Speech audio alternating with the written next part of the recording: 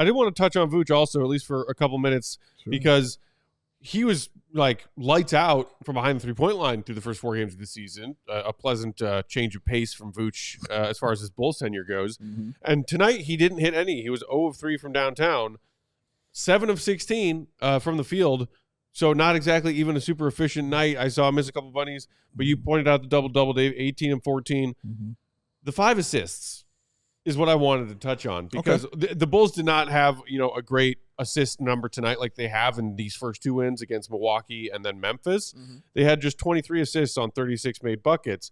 The ratio there is still okay, but we've seen multiple games with the Bulls getting well above 30 assists. So it's just that when Vooch can use that element of his game, what we've talked about it since he arrived in that trade, and maybe underappreciated or underused element of Vooch's game, as much as we talk about Lonzo's return and his court vision, Josh Giddey's court vision. Vooch's court vision is also above average, bordering above average to elite, and you see him make plays for his teammates all the time if he is given those opportunities. Whether it's a night where his shot's falling or not, if the Bulls are playing a style of basketball offensively now that allow Vooch those opportunities to add in those layers of his game offensively, it's a much better version of Vooch. Yeah. It's my favorite thing about his game is his passing, because it allows him to play the game on any part of the court on the offensive side of the ball. So it allows him to be at the 3-point line, allows him to be on the baseline, allows him to be at the elbow, it allows him to be at the free throw line extended. It allows him to be in the paint, because he's got an IQ. When you can't be a good passer without, a pretty good IQ. So he's got a really good IQ out there. So when he gets that ball, he knows when to swing it. He knows when to take it. He understands who's open and where everybody is at. 5 is getting that from your center is huge. You see what it does. And again, this is a much bigger example. I'm not calling him this person. I'm just saying you see the effect that a guy like Joker has when you're a center and you can be facilitating the basketball for your team, because it's not expected. I don't care if teams know it's coming.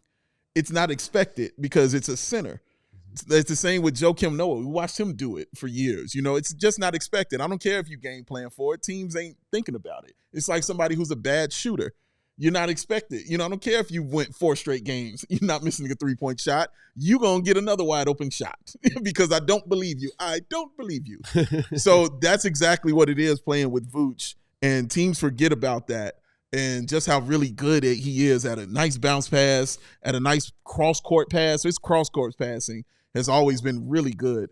I'm remembering the time, Matt. Do you remember a few years back when they first got DeMar and the Bulls absolutely struggled at getting the ball up the floor because teams would double-team DeMar immediately, and he would pass it, and then nobody knew what to do after that. And I would sit on this show screaming, give Vooch the ball and let him facilitate once he gets it.